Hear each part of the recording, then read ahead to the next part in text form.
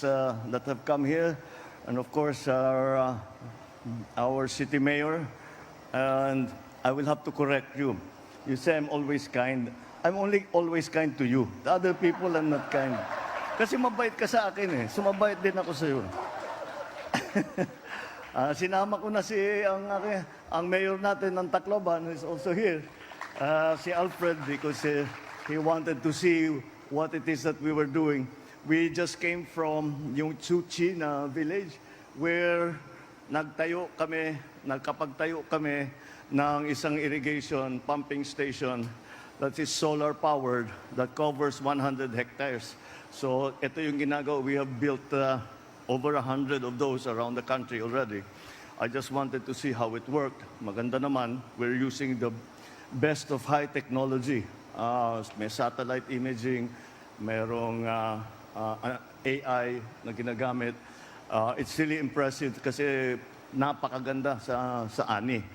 And then, but we came here because this is part of the continuing, shall we say, strengthening of our healthcare system.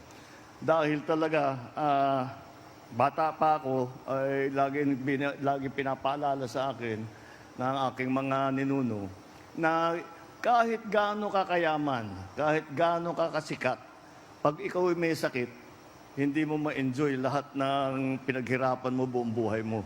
So you have the most important thing for every person, hindi lang in politics or in public service, pero bawat tao, ang pinakamahalaga ang kalusugan. And so that's what we have focused ourselves on. Ay bukod pa ron, duman tayo sa COVID. Marami tayong nakita na pagkukulang sa health system natin. Marami tayong nakita na bago na kailangan gawin na dati hindi natin kailangan gawin. Like now, we have to have a virology lab, we have to have specialty centers, we have to have cancer centers, we have to have dialysis centers. All of this, we are trying to put together. That is why we are very, very interested in making the experience of all our people who are getting sick. Basta't nagkasakit, sana naman hindi na masyado silang mahirapan at hindi sila natatakot pumunta sa ospital para magpagamot dahil mahal ang gamot, mahal magpatingin, mahal magpa-confine. Kaya yung last SONA ko, we introduced already zero billing in all of DOH hospitals. As a matter of fact, mula rito, we will be going to Tacloban to look at kung titignan natin, testingin namin yung sistema ng zero billing. Dahil meron kaming naririnig na mahabang pila, na mahirap pa rin, so titignan natin paano natin naayusin para ang pasyente papasok, it's an outpatient service, ang pasyente papasok, magpapatingin, bibigyan ng reseta, o kung ano ang kailangan para gamutin. Pagkatapos ng konsultasyon, pupunta siya sa pharmacy, pwede na siyang bumili. Yung reseta, may credit, may credit yun. So, libre, pero what we are doing, ina-accredit namin ang mga butika. Para kahit saan, pwede silang pumunta at sabihin, meron akong resetang ganito, ibibigay sa kanila ng libre. Paglabas nila ng ospital, wala na silang babayaran. Ang resibo nila, zero.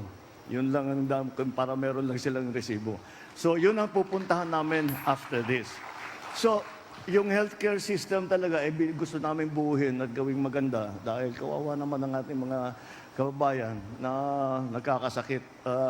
So, this is part of that, the strengthening of our healthcare program.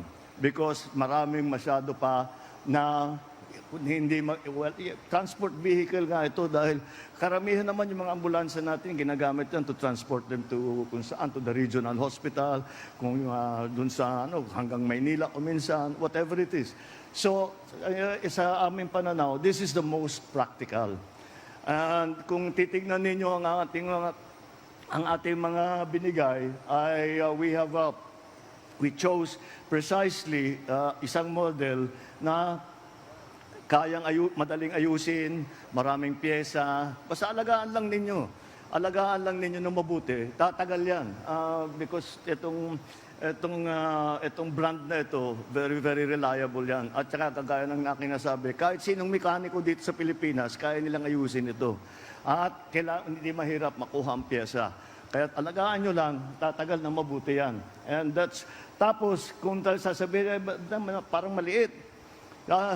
Dahil sa experience namin, nagkataon din kami na magkaroon kami ng yung nakikita mo sa television, yung malalaki na maraming sirena, kung ano-anong, tas ang daming gamit sa loob. Nagkaroon din kami niyan, pinadalhan kami sa Ilocos noon. Ang problema doon, maganda yun pang biyahe, pero mahirap yun para papasok sa mga maliliit na iskinita.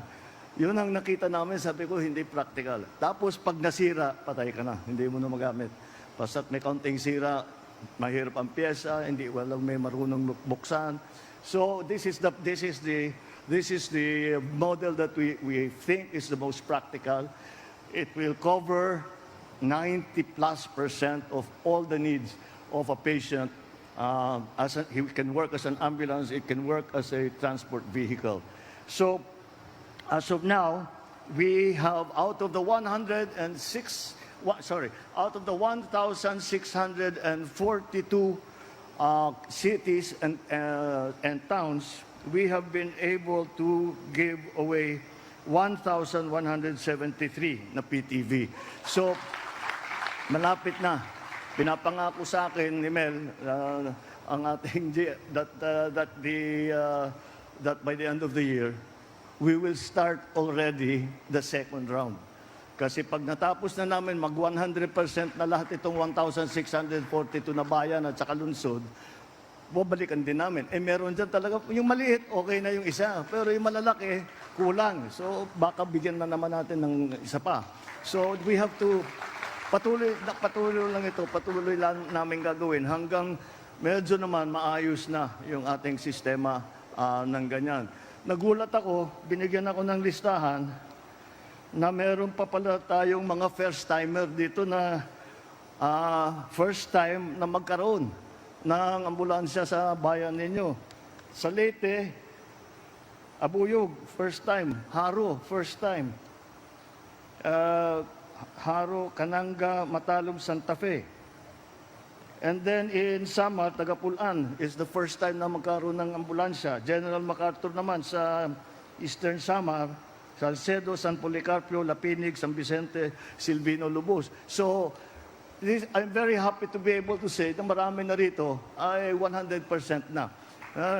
Kung kulang pa, sige, babalikan namin kayo if you still need kung ano pa. But, alam niyo, ang PCSO, hindi lang ambulansya ang binibigay. Traditionally talaga ambulansya ang binibigay. Pero maraming serbisyo ang PCSO. Kaya bigyan niyo ng trabaho si Mel Robles para lahat ng kaya niyang ibigay, maibigay niya sa atin. So anyway, this is our continuing effort to strengthen our healthcare system and to bring healthcare back as low down to the smallest members of our society.